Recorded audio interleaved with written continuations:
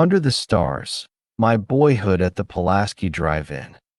Nestled in the quiet hills of Dublin, Virginia, the Pulaski Drive-In once stood as a beacon of wonder and community, and for me, it was far more than just a local theater. It was home. I grew up right beside that drive-in, and the giant movie screen and concession stand were as much a part of my daily view as the blue mountains on the horizon. From the time I was 2 until about 12 years old, the Pulaski Drive-In was the centerpiece of my childhood, and the stories tied to it remain etched in my memory. Each spring, when the drive-in reopened with the warmer season, a fresh wave of excitement stirred in me. I'd rush over to help, watching the projectionist work the massive Simplex XL machines, their beams flickering through the dusk like magic lanterns. I was a boy deeply fascinated by all things film, and those projectors captivated me, heavy, humming machines that brought Hollywood to the hills of Pulaski County. That lot became my playground and, in many ways, my sanctuary.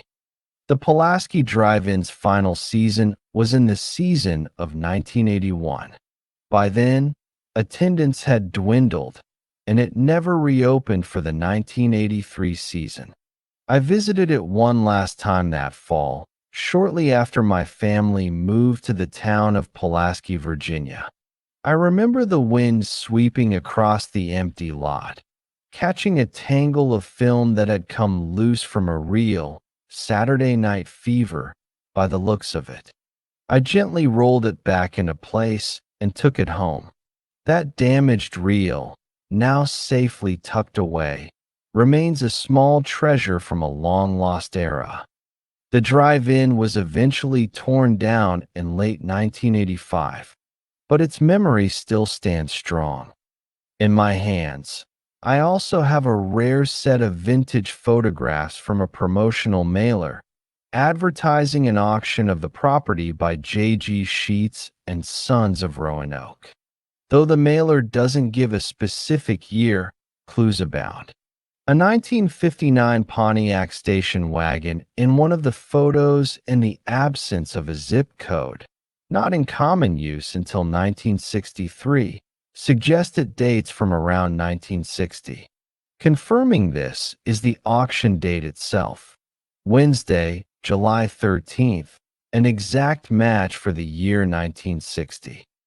From the advertisement, this well-located property consists of 5.80 acres, elevated with a beautiful countryside view, and is equipped for a 312-car drive-in theater. Features include a 34-foot by 80-foot cinemascope screen covered with metal, a large concession stand, projection booth, and ticket office enclosed by a metal fence. All buildings are masonry construction. The sale includes a large double arrow sign on the highway and has 30-foot streets on 3 sides. Equipment includes 2 Simplex XL projectors with strong Mighty 90 lamps, dual and magnetic sound, 312 speakers, a 95-foot moonlight tower, a fully equipped concession stand, and all the necessary gear to run a profitable drive-in. It was the only outdoor theater serving the Pulaski, Dublin area.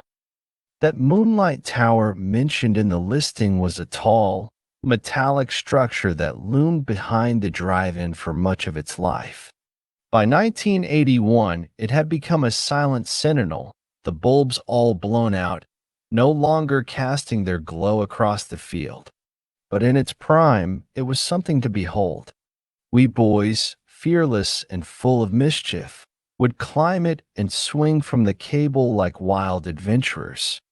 Though I don't have a surviving photograph of the Pulaski Drive-In specific tower, these moon towers were once a common feature in American towns.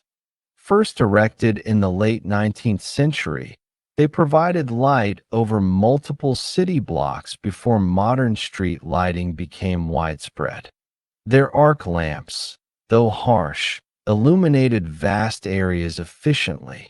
By the 1960s and 70s, these structures even inspired the development of today's high-mast lighting systems, particularly in places like Austin, Texas, where some original moon towers still stand. Looking back, I consider myself fortunate. There was a special kind of magic in watching a film under the stars, with the hum of the projector in the distance and the Appalachian air cooling the summer heat. Not every child had the chance to grow up beside a drive-in theater, but I did, and I will always remember it. Eugene Mathena.